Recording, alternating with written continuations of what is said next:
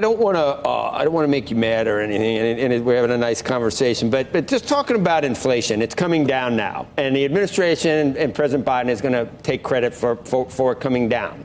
My only question is, whenever we talked about it in the past, it was never anyone's fault that inflation was bad here. There wasn't the spending during COVID. It was the entire globe. It's around the globe.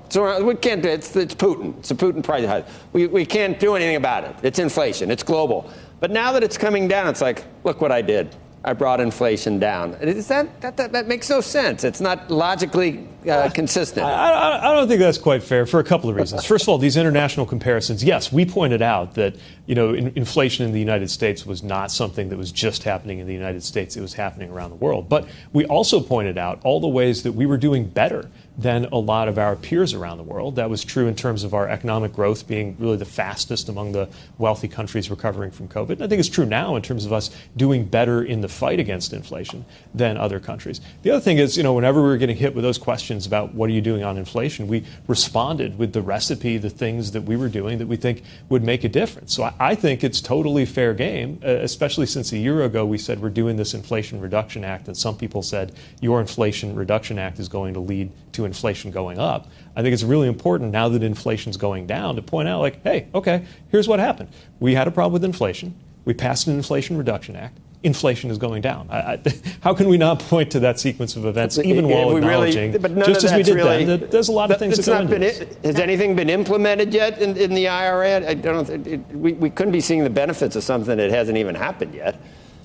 Well, look, it's definitely, people were saying that this is going to cause markets immediately to respond by moving in directions that are going to be inflationary. Obviously, that didn't happen. But the other thing I'd point to is the short and medium term work that we've done as an administration, addressing things that we know contribute to inflation. So in my world, for example, in the transportation space, we've talked a lot about supply chain issues, right? And making sure that we make the short, medium, and long-term investments. You deal with the supply chain issues, that helps keep shipping costs down. Shipping costs are part of what led to inflation. And I do think some of the work we've done there is paying off. Now, that's not a mission accomplished kind of thing. Whether we're talking about inflation at large or whether we're talking about supply chains specifically, we still have a lot of issues on everything from multimodal freight and rail to shoring up the truck industry to getting our ports where they need to be. But look at where we are compared to where we were a year or two ago. And I think that's paying off.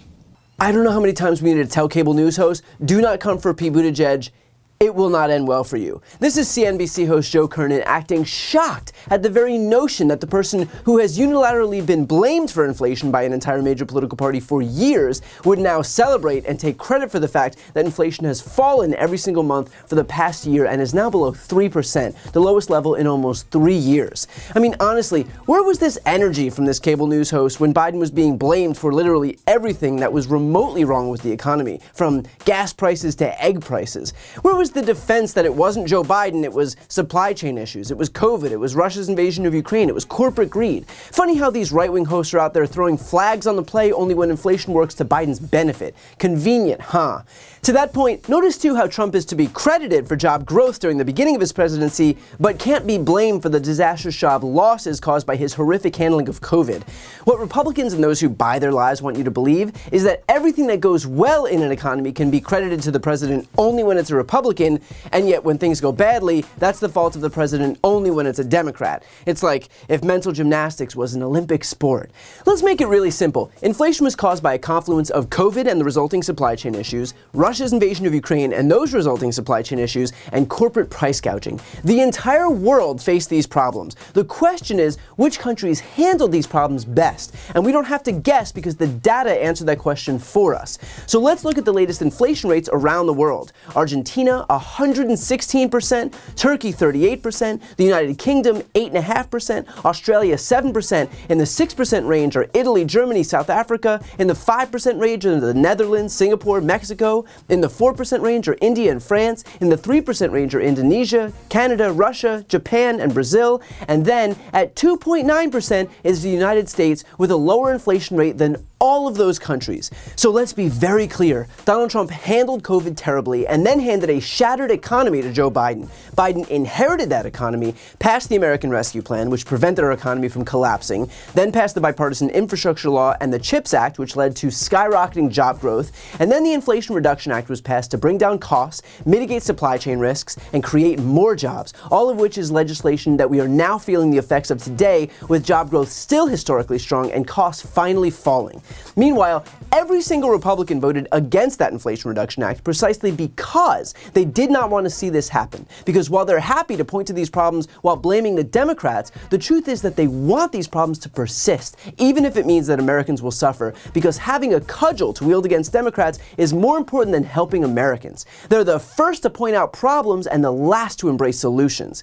And before you think, well, both parties do it, think about this. While Trump was president, every single Democrat voted for the CARES Act to give relief to Americans, even though doing so helped Donald Trump. But when Biden became president, 0 Republicans voted for the American Rescue Plan or the Inflation Reduction Act because hurting Joe Biden was more important to them than helping Americans. Their actions tell the entire story. So no, both parties are not the same. The Republican Party is hell-bent on making things worse for Americans so they can blame Biden and seize power for themselves, only to turn around and do nothing to actually improve the economy, but embrace the same trickle-down economics bullshit that they've been hawking for years, like their $2 trillion tax handout skewed for the wealthy that included incentives to ship jobs overseas.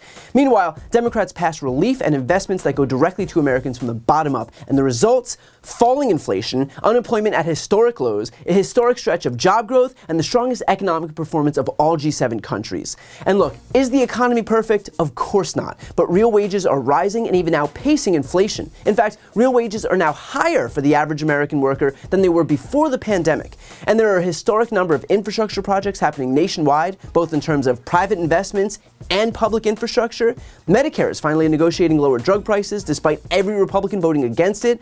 Democrats even brought a standalone bill to simply cap the cost of insulin at $35 a month, and Republicans still voted against it.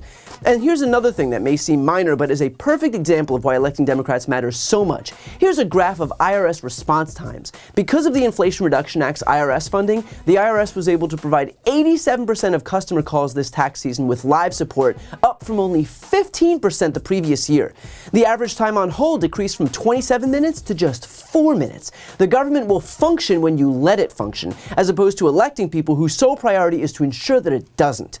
Meanwhile, what are Republicans passing right now in the House majority? A bill protecting from some non-existent attack on gas stoves, and a defense spending bill that targets abortion access, targets transgender Americans, and bans diversity training. Here's Kevin McCarthy bragging about how he's taking on Disneyland so they can't wokeify the troops. And if you think I'm kidding, then I truly envy the fact that you must not be too familiar with today's House Republicans. Why do the Democrats think we should spend taxpayer money to pay for abortion or to pay for wokeism in our military? Do they want Disneyland to train our military, or do they want a military force to be able to protect us and actually never go to war? So I don't think that's a problem to let members of Congress who are elected by their constituents to have a voice and a say. There is one serious political party in this country, and there's one that is actively trying to harm the economy and deny rights to millions of Americans, all because they're more interested in scoring a cheap win than in helping their own constituents. So the next time a Republican tries to attack the Democrats on job creation, on inflation, on the unemployment rate, on bringing down costs, and on the economy, maybe remind them that it's the Democrats who clean up their messes on every single one of these issues. Before you go, I need some help. Please subscribe to this channel and do your part to help grow the progressive media ecosystem. I don't do sponsorships or paid ads, I won't ask for money, but just subscribing to this channel goes a really long way, and it helps get the message out to more people. The subscribe button is right here on the screen. You can also subscribe to my Spanish language channel, which I made to reach those crucial Spanish-speaking voters. That link is on the screen too. And finally, if you want to listen to my audio podcast, you can follow that link as well. Thanks so much for watching.